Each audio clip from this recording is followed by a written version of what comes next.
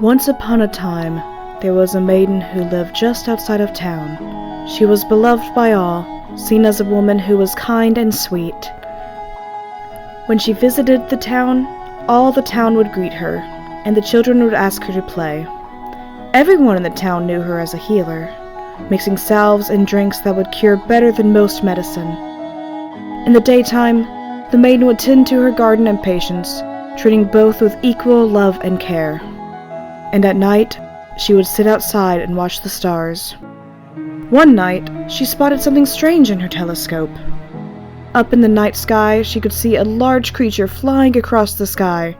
As she watched it, she noticed the creature was getting lower and lower until she saw the creature fall off into the woods near her house. She quickly ran off into the woods with her medical supplies to see if she could help it. After some time, she stumbled upon a clearing where she found a large dragon. She could hardly believe it. She didn't think dragons would be real, let alone in front of her.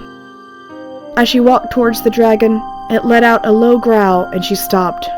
She noticed large wounds across its body. It was hurt badly. She walked towards it again.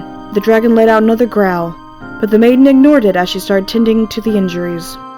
This surprised the dragon, and after a moment it spoke. "Young maiden, why are you trying to help me? Your kind fears mine and thus hurts us." The maiden answered, "Fair dragon, I will always try to help a creature when it is hurt or ill." The dragon gave a weak chuckle. "You are kind, human. Sadly, my wounds are too deep, and I won't last much longer." The maiden looked shocked and yelled, "No! Surely there's something I can do!" The dragon coughed and said, "Kind maiden, while you can't save me, may I ask a different favor?"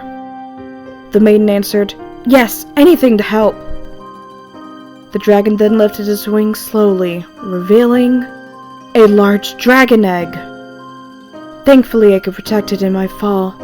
Please, take it and raise it to be strong and kind." The maiden looked surprised, but agreed as she gently took the large egg. "Thank you," the dragon croaked as it slowly closed its eyes with one last breath before falling silent. The maiden wiped the tears from her eyes as she hurried back to her cottage. She set the egg in the fireplace and whispered a prayer to the gods for the dragon's soul. The next day, a guardsman of the town knocked on her door. He asked if she knew of the dragon that had crashed in the woods. The maiden lied and said she didn't know anything. The guard said they found the supplies of hers by it, but still she claimed she wasn't there. The guard didn't believe her, but walked away from the door to where he could look in a window and saw the egg in the fireplace. He left, but the maiden knew he would return. The maiden knew what must be done. She gathered up some of her supplies quickly and ran away with the egg into the woods. She found the dragon's body surrounded by guards, but she found a way to sneak around and take some things from the dragon as well. She was then spotted, so she ran off into the woods. She could hear the soldiers chasing after her, but she kept running and running and running. Eventually, she lost the guards as she found a town, where she had a cabin built in the woods nearby. She took the egg there and told no one about it.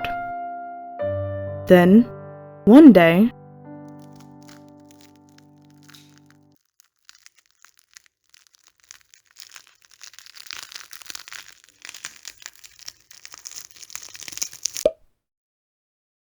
it hatched! A tiny purple dragon had hatched! The maiden was amazed by the baby dragon, and swore to protect and raise it like a mother. She did research on dragons, learning their needs and magical powers. She taught the baby to read, write, talk, and even do minor spells. The baby dragon loved the maiden as their mother. They grew up over time, getting bigger and more curious, and wanted to explore the world. The maiden knew the world wouldn't accept the dragon, so came up with an idea. The maiden forged a pendant made with a gem that held the mother dragon's eye, making an amulet that the baby dragon could use to enhance their magical power, allowing them to shapeshift. She took it to the baby dragon and told them, "This will allow you to change your shape so you can experience the world." She gently placed the amulet on them, and watched as they transformed into